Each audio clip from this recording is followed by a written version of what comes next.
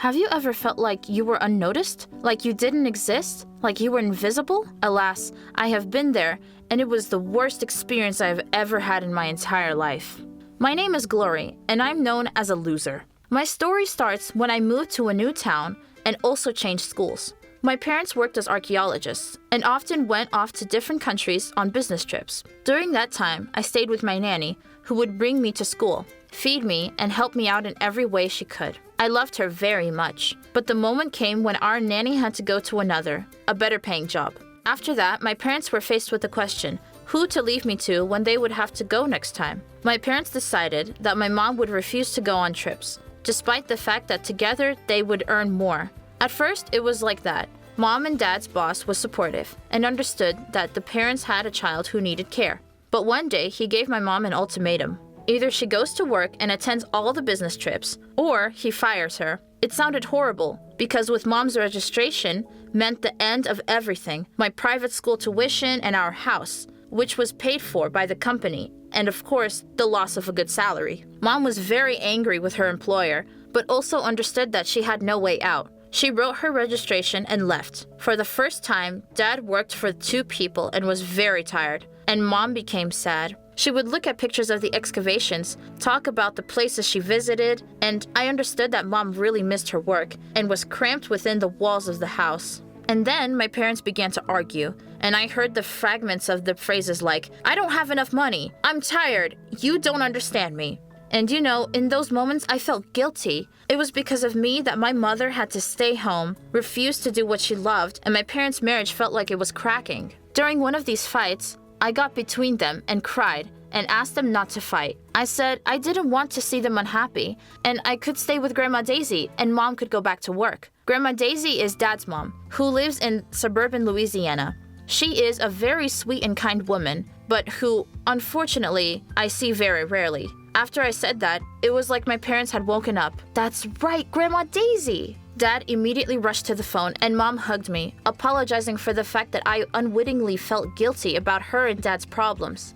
When my grandmother heard that her granddaughter was going to visit her, she was very happy. The next day, we packed a small suitcase and Dad took me to Louisiana. Grandma set a nice table and we ate dinner together. At the table, she told me that she had already made arrangements with the principal and I was going to a new school tomorrow. I was kinda excited and imagined my first day of school perfectly, but as it turned out, it was gonna be bad. I went to school early in the morning. It was only a 5-minute walk from my grandmother's house and I walked to the right classroom. Once inside, I saw before me girls laughing loudly, someone doing makeup, someone chewing gum loudly, and the boys showing each other their biceps, while others spitting on the ceiling. The teacher was gone, and it felt like I was at a party instead of a classroom. As soon as I was in front of everyone, the class fell silent for a moment. One girl came up to me and asked me my name. Glory Martin. Martin? Is your grandmother's name Daisy, by any chance? She asked. Yes, Daisy. As soon as I said that, everyone went about their business, and the girl who asked definitely turned away and walked away. No one greeted me or smiled at me, well, as they usually do in schools when a newcomer arrives. Strange. At that very time, the teacher came and introduced me again, but this time it was as if everyone had agreed and didn't even listen. I sat in an empty seat. From that day on, the game of silence began. Just so you understand, my class paid no attention to me. No one said hello, let me go first, gave me candy, or asked me about my homework. What is going on? I felt invisible. No one could see me at my new school. I sat alone in class. I ate lunch alone. Even in gym class, I sat alone in the bench. Every day in the morning, I didn't want to go to school. I didn't understand why complete strangers did this to me. My grandmother saw that something was going on and somehow sat down and asked me what was wrong. I didn't want to tell her anything, but in the end, resentment took over, and I cried and told her that I had no friends at my new school and everyone ignored me. Grandma listened and suddenly gave out, "I'm sorry, Glory, it's all my fault." What? What does Grandma have to do with it? I wiped my tears away, and my grandmother began to tell her story.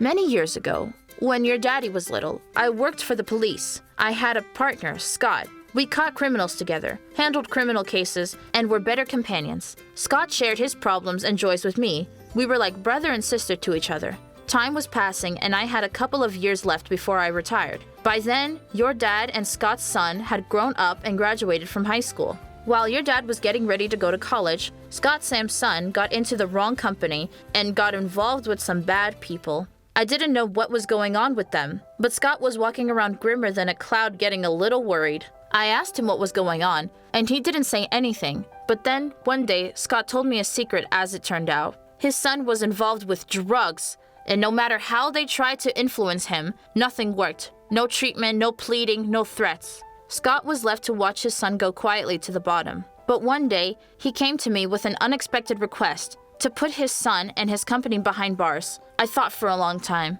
I didn't want to get involved in this case, but I couldn't stand aside and agreed to help. Eventually, the whole company, led by Scott's son, was caught red-handed by me and put in jail. And then, things went from bad to worse.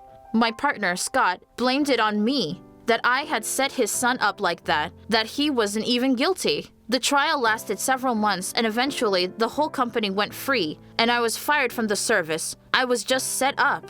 I looked into her eyes and saw so much pain. Poor thing, what problems she was going through. As it turned out, that girl in class was Sam's daughter. That is Scott's granddaughter. And because of that, the whole class boycotted me, thinking that Grandma had undeservedly put everyone behind bars. Grandma said it was a secret, and I shouldn't tell anyone, that she had promised Scott to keep quiet. Now I knew everything, but I was hurt. The next day, as usual, the whole class pretended that I wasn't there, and I was looking at the same girl who had insisted everyone to turn against me. Not holding back another giggle in my direction, I went up to her and said, "What happened to your father is not my grandmother's fault. If you're so interested in the truth, ask your grandfather. I hope he has the guts." I sat down in my seat. My heart was pounding, but I knew I was doing the right thing. A few days went by, and that girl came up to me at recess. She looked guiltily into my eyes and said that she knew everything and asked for forgiveness, that her grandfather had only realized years later what a mistake he had made. Not me to apologize, but to my grandmother, who wanted to help her best friend and his son, and ended up being the one to blame. She had kept the secret for so many years, just so you can live well with this deception. The girl lowered her eyes and left.